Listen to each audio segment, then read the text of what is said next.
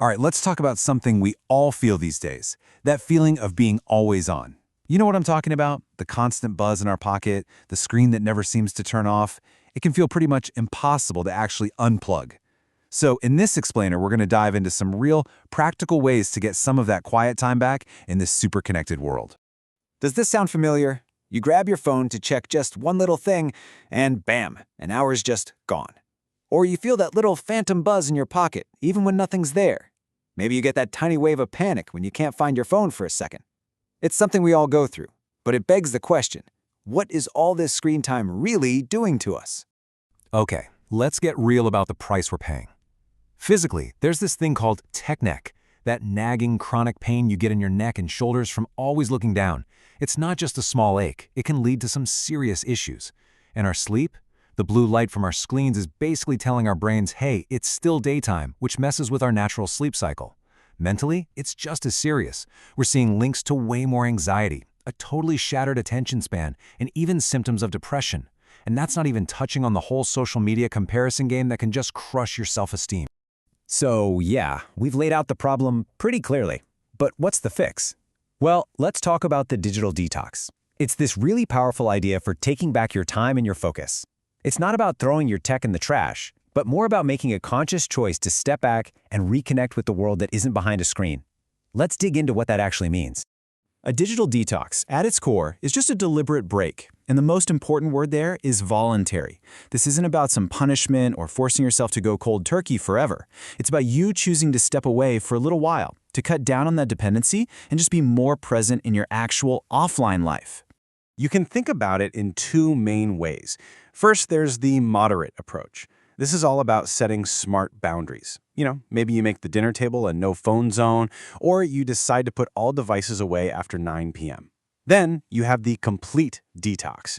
This is more of a full-on digital cleanse. We're talking deleting the apps, silencing everything, and really truly disconnecting for a few days, a week, maybe even a whole month. It's a big step, for sure, but the payoff can be huge.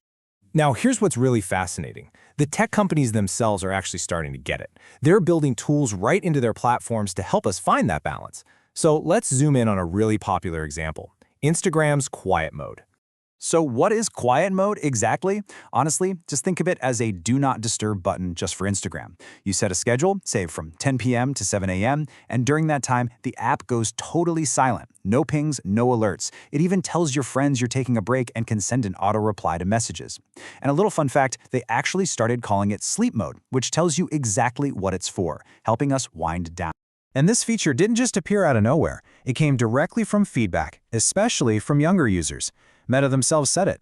Teens have told us that they sometimes want to take time for themselves. It's a really clear signal that even the biggest players in social media are starting to think about our digital well-being. Let's break down exactly what happens when you turn it on. For you, it's just peaceful silence. All those notifications are paused, but it also lets other people know what's up.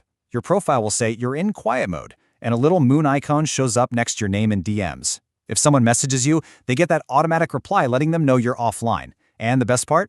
When your quiet time is over, Instagram just gives you a neat little summary of what you missed. No frantic scrolling needed.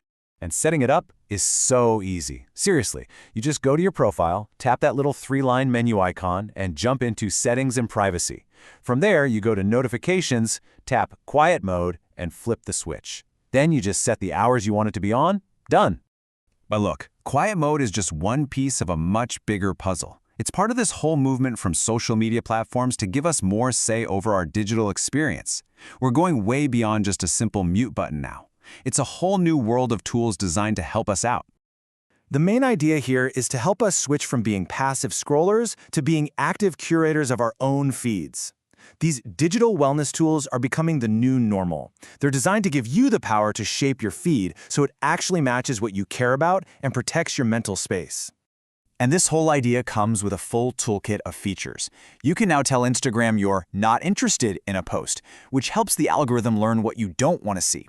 The hidden words feature lets you filter out stuff with words or hashtags you'd rather avoid. You can even completely reset your recommendations and start with a clean slate. And with your algorithm, you can literally see the topics Instagram thinks you like and adjust them yourself. So all these tools sound great, right? But let's be real for a second. Actually unplugging is not always that simple. This search for balance is often a messy, complicated dance between our online selves and our offline selves.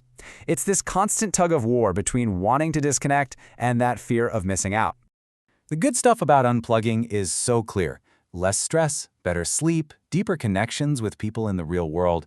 But then there's the flip side, that dreaded fear of missing out, or FOMO.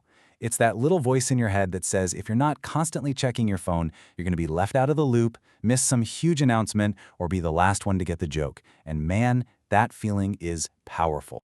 And we can't forget that sometimes the technology itself is the problem. This quote from a user on Reddit just captures the irony perfectly. This person is trying to stay connected, but a bug is forcing them into a quiet mode they never asked for. It's a pretty good reminder that even with all these fancy new tools, sometimes things just break. So this person's experience brings up a really important question. Why do these features sometimes not work the way they're supposed to? It's not always some massive system-wide failure. A lot of the time, the reason is something much smaller, and often it's something you can actually fix yourself.